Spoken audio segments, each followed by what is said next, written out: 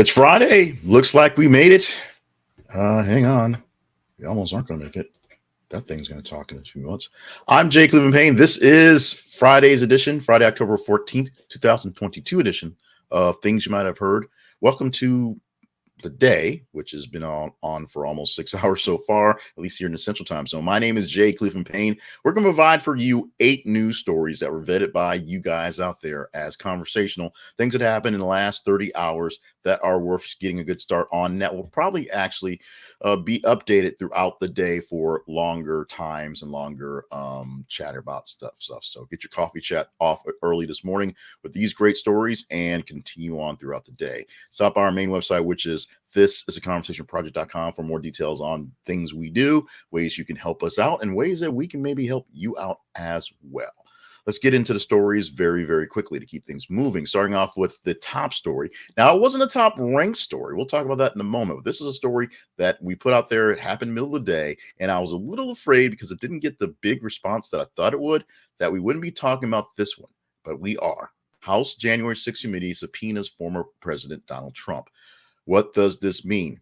Well, it means a lot more than I thought early on. I saw a report this morning as people were breaking down what was going on of all the actual presidents who've actually been subpoenaed, and pretty much they've all shown up when they've had to. Most of them were congressional subpoenas where they've asked to talk about various things.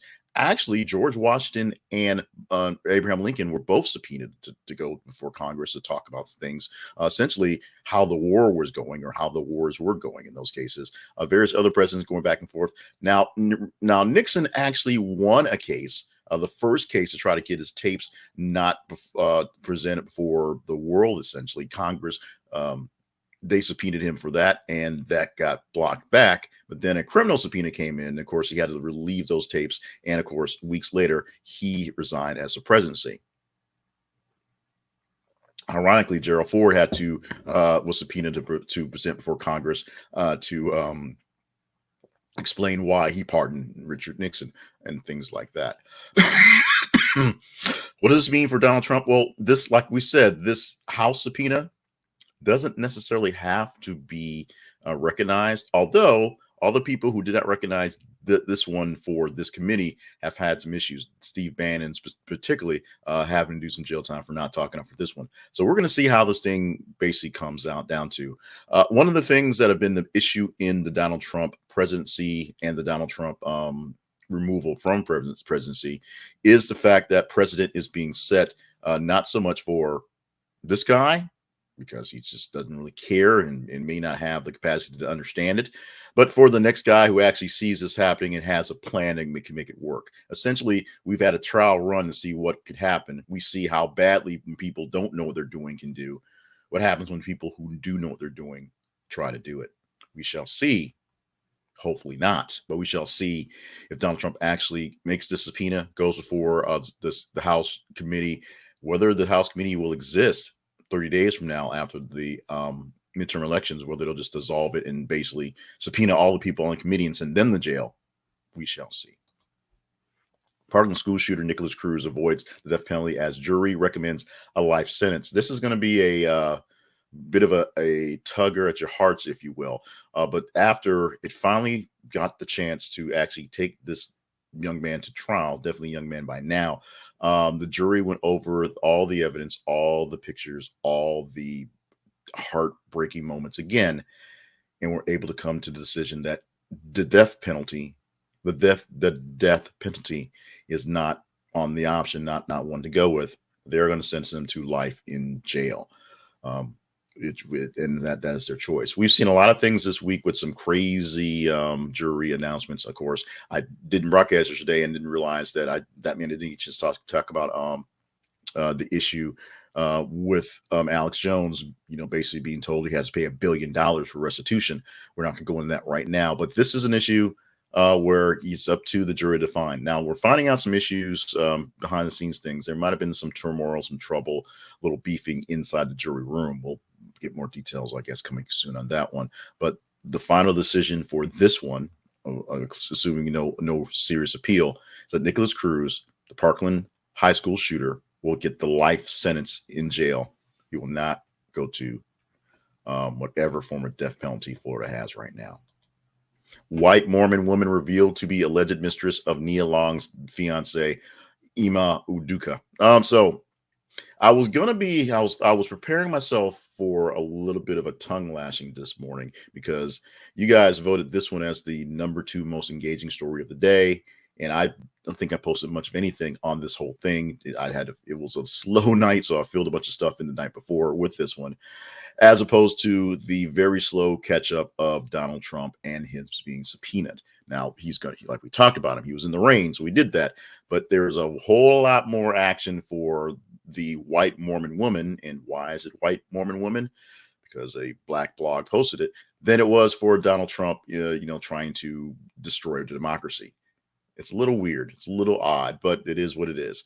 Click the link for more of this story. The bottom line is Nia Long, America's sweetheart, was engaged to Udoka, who was a coach for the Boston Celtics. Then they broke it off because of rumors of affair, and now apparently they fingered the woman who is the woman, and she is a white Mormon woman. Why does that matter? I'm not sure it does, but it does make it harder to say. It does make it to a bit of a tongue twister, and it does make it more interesting. It got your attention because you guys wanted to talk about it. So we did. We also want to talk about Jamie Foxx. He was denied entry at Cardi B's recent birthday party, not so much because he's Jamie Foxx, but because basically nobody knew he was coming. He showed up with too many folks in his posse, and they had no space for him. They're at capacity. They couldn't move him in. That's what happened. That's the story. Jamie Foxx isn't denied because there's a beef between him and Cardi. He got denied because he decided that night too many folks were rolling with him, and he couldn't, set him aside. You can agree or disagree. That's all I got on that one. Meanwhile, Deshaun Watson faces a new lawsuit from a 25th woman for alleged incident in December 2020. Deshaun Watson has a whole lot of clauses in his Cleveland contract for football that has to do with, the whole massage thing and therapy thing. Basically, he can't go out and get a massage from a random person or a licensed person. He has to have some trainer show up and do it. It must be vetted by the organization, and essentially who can touch him is a big deal. Of the 24 women who alleged there were issues before, here's a new one. This incident, 2020, only 2 years ago, outside the big scope of all the allegations. Now, why is this woman coming outside the big scope of allegations? Those things are always a bit suspect, but let's let this thing play itself out. We had a lot of issues and a lot of reasons to believe Deshaun Watson wasn't doing the greatest thing in the world when he was having the issues with the other women. So let's hear this one out, see how it goes, and judge on the back end. Right now, there's a new charge out. There's new allegations, new calls with lawyers. We're going to have calm heads and not just shake our fingers. But we probably eventually will have to shake our fingers. I'm shaking my fingers at this one right here. The Voice announces Blake Shelton's departure after 2023 season and sets Kelly Clarkson's return. The next season, The Voice will have a Chance the Rapper. Kelly Clarkson's back. Blake Shelton's in. I can't remember who the fourth person is in, but it's not Gwen Stefani. And after this season, Blake Shelton is stepping away, being one of the original hosts of the show. And they have, the seasons don't really matter at this point, but essentially it's a show that's been on, a good 7-8 years or so. He's basically taking a break. Now he's not breaking away from, from the other, side stuff going on. Of course, during The Voice stuff, he met his fiancé, now wife, Gwen Stefani. I think they're married. And, that all happened. He got divorced. That all happened. But right now, the roller coaster that is The Voice is going to be voiceless from Blake Shelton coming up after this upcoming season. Is he your favorite voice coach? Or is Kelly Clarkson coming back going to be more joy for you? You can chat that thing up. Let us know what you think in those stories. Bruno Mars withdraws Silk Sonics from Grammy Awards consideration. Now, Bruno Mars and Silk Sonic already was up for consideration, but they're basically pulled themselves out because it's voluntary. The whole ramp up to getting up to this was a big meteoric rise, and Bruno Mars is saying, thanks so much. We love the fact y'all just loved our music, so we're going to back away. The Grammy Association wrote a nice letter saying, thanking Bruno Mars for just being a great performer, thanking his sidekick and Silk Sonic for just making great music. Is there something bigger in this? I don't know. Does Bruno Awards just think I got too much awards, got too many of these things around the house? They just make a mess. I don't know. If there's some beefing going on back and forth, I guess we'll find out sooner or later as people start digging into it. Remember, I'm just a news aggregator. I don't actually go out and do any actual reporting of anything. But we're going to find out what this goes on. With this does seem like a good sportsmanship type thing. It just seems like Bruno Mars is kind of giving back a little bit from what's going on. But if there's something a bit bigger than this, I guess we'll find out soon. Maybe they're breaking up. I guess they can do that. South Carolina church investigating student pastor who gave teens "I Heart Hot Youth Pastor" sticker. I need you to go to the description wherever you're getting this thing from and click on the link for this story and read it, because it's a bit of a head scratcher. It's a bit of a brain teaser. It seems kind of dumb, but it is. Remember, 5, 6, 7 years back when there was that big sort of meme, if you will, of all these pastors talking about their hot wives and things like that, because pastors have hot wives now, and it just became the thing where it's like, why are you even doing this? You're supposed to be talking about Jesus. Nobody needs you to talk about your hot wife. Jesus didn't talk about his hot wife there. Some reason a South Carolina teen pastor, a youth pastor, decided this sticker was cool to have. He gave it to their students because they're teenagers.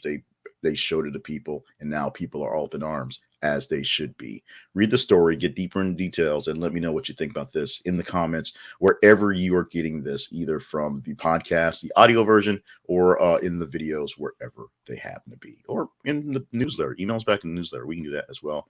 Chat at us on the Twits, and we can take care of those too. Let's tease a story we might talk about come Monday. Fed up NFL fans are demanding Amazon refund Prime membership after back-to-back terrible Thursday night football games. Amazon Prime is the exclusive home to Thursday night football. Thursday night football, dreamed up by the NFL as a way to spread out the football days, make a little extra money, do the extra jerseys. That's the days they had the full colored jerseys that people couldn't see on TV. Now that it's become a staple, it's not been there forever, but been there long enough to be a staple. Amazon paid a lot of money so they can get their hands on football exclusively. And guess what? The games have been bad. The reception has been bad. Like the reception, if you had a TV, it would be bad. The experience has been horrible. And Al Michaels can't go out there and fix the satellite and replug in the router and reset the internet box while he's doing the stuff. He can only do so much stuff. But Amazon is having issues. We'll go deeper into that come Monday if you deem this one worthy of the chit chat. How do you do that? Follow us on our feeds on Facebook and Twitter, and you can tell us what stories are best. The more engagement you give to a story in the social media feeds, better chance we have to talk about it. Facebook.com/thisisconversation and Twitter.com/th_conversation. On Monday, because we have a bigger expanded version, we have more days to count and more stations to count. We're going to choose from the top 30 stories of about 90 or so we'll post over the weekend, and we'll choose from those and give you 10 top stories. If this one makes the top 30, it is in. So if you want to talk about NFL and TFN being Thursday night football and Amazon Prime just not getting it done, you can make that happen. You can also make things happen here with the Conversation Project by just keeping us afloat by visiting our sponsors. This is a sponsor that will take care of you, and this is Fundrise. Fundrise is a company that manages a portfolio of real estate that you can buy into just like you buy into your stocks and your mutual funds. Go to thisisaconversationproject.com/Fundrise. Thisisaconversationproject.com/Fundrise. I joined Fundrise this year in January, and we're going to see in a few months exactly how my full year to date goes. But my Fundrise portfolio, which is not a massive portfolio, has been positive all year long. And why I'm doing Fundrise again this week is because I just received, literally yesterday, this week I received 2 messages from Fundrise as they're telling me how things are going. One about the third quarter and how it's performing, and one about my actual performance this year and how they're looking forward to the future. The folks behind Fundrise are taking care of you. They're buying good properties. They're managing good properties. They're selling properties at good profit. And as I said, I am still at a positive for my investments this year in Fundrise in real estate, even with the market now at this point where it's about to go kind of topsy-turvy. We'll see what the next 3 or so months are going to have for this. But I've done pretty well with Fundrise. you may as well. Check it out at thisisaconversationproject.com/fundrise. You don't have to put in like thousands of dollars. This is a simple, pennies away type deal for you. And you'll get extra shares by joining right now in this window in your first month. And they'll also waive the advisory fees. They take a percentage of money off the top of what you invest to manage the fund. You get free money for the first 30 days, including extra shares by going to Fundrise. This is a conversationproject.com/fundrise. Check it out today. This is conversationproject.com is our main website where, as we say, we house this thing. So as a tertiary news source, as your news side piece, that's what we do to provide for you news that is sort of off the beaten path. That pastor sticker, that's something that definitely Rachel Maddow won't be talking about on Monday, unless it gets really, really weird. But we'd like to think we provide for you the best stories out there, or links to the best stories, most conversational stories, so that we as a global audience can have better conversations on news and current events and politics and pop culture. You let us know how well we're doing. You just basically with your responses. What we also love to get you is your feedback on how we're doing this thing here and other things according to the Conversation Project. So check out the main website. We also have links for more sponsors. If there's another sponsor who can take care of you, partnership opportunities to help us keep things afloat, links to our YouTube and our podcast stuff, and just other great resources to have out. It is found at our website. This is the conversationproject.com. Today things include birthdays on today. Stephen A. Smith turning 55 years old today, and I'm sure he's going to shout a lot about that on his yakety yak yak yak shows throughout the day. Usher, or as some people still say, Usher, because they can't get over jokes. 44 years old on the day. It's hard to believe that young man, starting off as a really young man, performing, and remember his first video where he's doing this little dance, and people are like, yeah, I don't know about this Usher kid. Apparently, he proved us all wrong. He's ruling the world, and he's 44 years old on the day. And Jay Farrow, formerly of Saturday Night Live, comedian, actor, 35 years old today. I have said on record that in the movie of my life, my autobiographical movie, it should be played, me, by Jay Farrow playing his impersonation of Denzel Washington. That's what I want to see. His impersonation of Denzel Washington playing me in the movie. That's that. I marked it down. That's what I want to see. We'll see if we can make that happen. Today is National Lowercase Day. As you can see, the day is in lowercase. I looked at 5 different websites, and all it says is National Lowercase Day is October the 14th. Doesn't really explain why it exists. Doesn't explain what you're supposed to do about it. They all say celebrate, but that's just sort of a boilerplate thing to have in there. But it's National Lowercase Day. And if you're going to school today, make sure your writing is not in all lowercase, because we don't want you to lose any points on it. But if you're just kind of noodling around, then, write your notes in lowercase. I don't know. I have no idea. I can't figure it out. All I know is it exists. It's today. It's been going on for quite some time, but nobody wants to explain about it. We don't talk about National Lowercase Day except on National Lowercase Day. And then we don't say much about it. I don't know. Ask Bruno.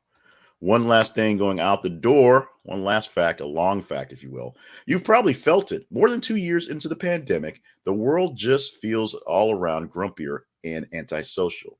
We all have a little less time for one another's nonsense. Well, you're not wrong. You are not wrong. New research published in PLOS One finds that the personalities of Americans have, in fact, changed. They've gotten more unpleasant. We are more argumentative, less diligent in our home and work lives, less likely to strike up a conversation with strangers or call an old friend, and less excited about new things. That's like me, like my entire life. To see how the pandemic affected us, researchers looked at the so-called Big 5 personality traits: agreeability, conscientiousness, extroversion, neuroticism, and openness. I can say openness. I could probably spell openness. Typically, those traits are fairly stable. They can get better after therapy or worse after a major life trauma, and they shift predictably from when we're kids to when we reach get off my lawn age. That's me. By the new study found a surprising shift during the pandemic, roughly equivalent to what they've expect from 10 years of life, not 2. So we've gotten grumpier because it's like we've literally got the old man grump going on. It's experience from the 2 years of pandemic, all the pressures and all the whatever has been like living 10 years in a compressed format. And because of that, we as Americans don't like each other as much. I'm not sure why Plus One had to do that survey. It's kind of obvious we as Americans don't like each other as much with a lot of things happening out there. But now you've got proof that you can say why your coworkers is a grump. Although in contrast, you're probably just as grumpy as well. This has been things you might not have heard for Friday, October the 14th, 2022. Didn't quite get it under 20 minutes.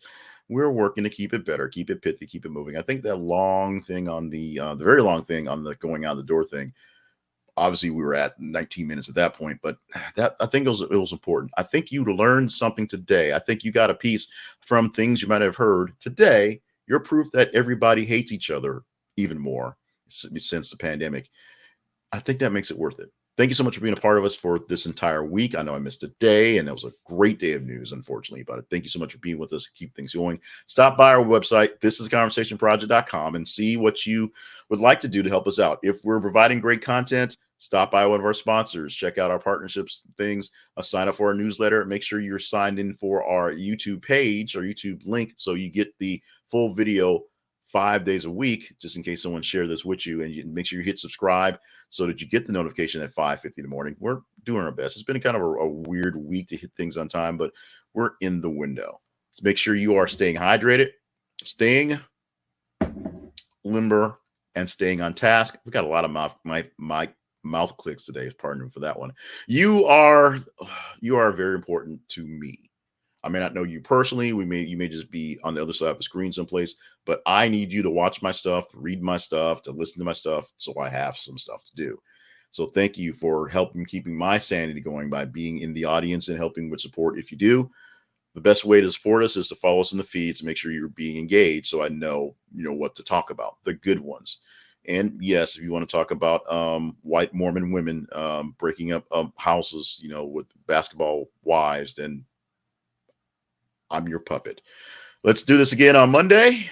A full weekend of fun and festivities hopefully for you all. Be safe. See you Monday.